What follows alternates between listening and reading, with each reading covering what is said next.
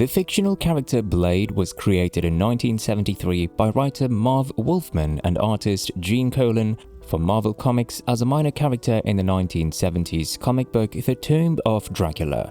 Following the debut of Blade, the character was changed back into a Dhampir and redesigned to fit his cinematic version. Blade was born in the 1920s in Soho, London, according to the cartoons. After a vampire murders his mother during delivery, he is orphaned. Blade's mother was struck by a vampire while giving birth to him, making him immune to vampire transformation. In the 1930s, Blade encounters a man called Jamal Afari, who raises him in the methods of vampire hunting. Dracula eventually turns Afari into a vampire in the 1940s, and Blade, then 20, is forced to murder his parent figure. All eyes will be on the new remake when it debuts, and fingers crossed, it appears like it will be worth viewing. Although the film is still in its early phases and little is known about it, we do have a few details to share about the upcoming MCU feature. Because Mahershala Ali made his MCU premiere as Blade in the post-credit scene of The Eternals, Marvel Studios may have included a surprise like this in the Phase 4 film. Marvel Studios selected Eternals for Mahershala Ali's film debut as Blade's entry into the Marvel Cinematic Universe, which was unexpected. Blade first emerged in the MCU in the Eternals post-credit scene. Ali's voice could be heard speaking to Dane Whitman as he readied to pick up the ebony blade for the first time. Although Blade was not physically visible on the screen, many people anticipated him to make his acting debut in Eternals, so hearing his voice was initially confusing. When Mahershala Ali's casting as Blade was revealed at the 2019 San Diego Comic-Con, rumors about the possible site of his first appearance spread rapidly. The MCU has a pattern of introducing future main characters in other works before introducing them in the movie, in this case, a Blade standalone feature.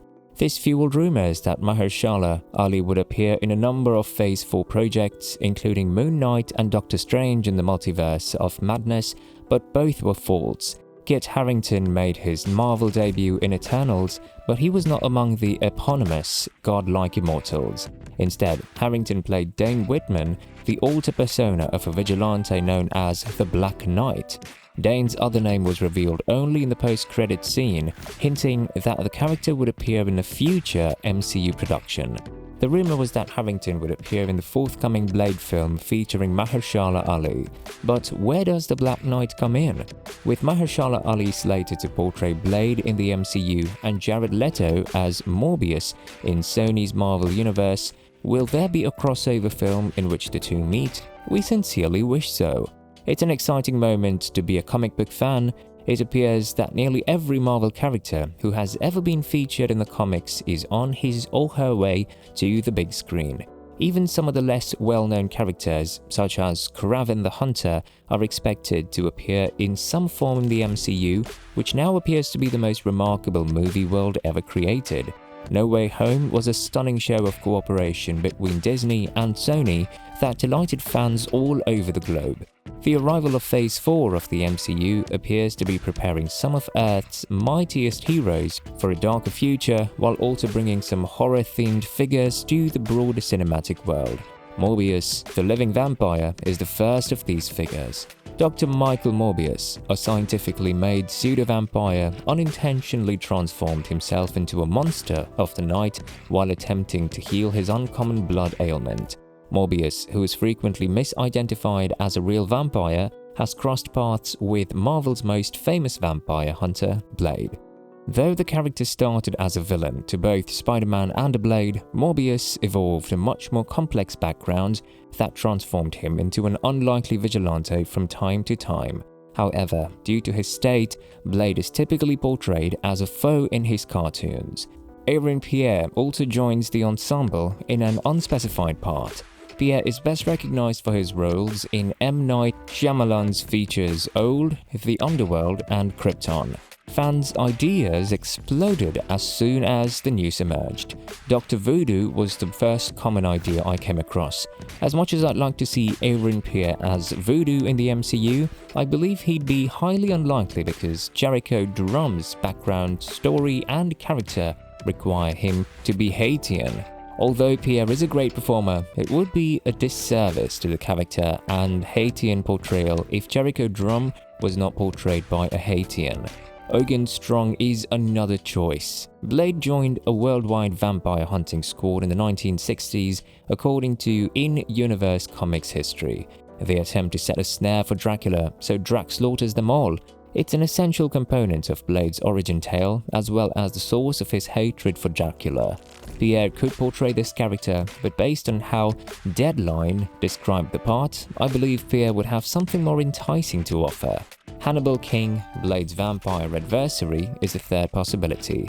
After Ryan Reynolds' portrayal in Blade Trinity, Pierre would be a thrilling twist, and it could possibly guarantee Pierre a lengthy future in the MCU alongside the Midnight Suns and the ongoing Darkhold plot. There's a case to be made that Hannibal King is significant if MCU Blade is tracking down Deacon Frost like he did in Tomb of Dracula at the close of the 1970s. However, I believe they'll avoid Deacon Frost and Hannibal King for the same reason we've never seen Uncle Ben or Harry Osborn in the MCU. I believe they'll launch the character by deliberately avoiding things the Wesley Snipes movies did, just as MCU Spider-Man avoided aspects from the earlier Spider-Man movies.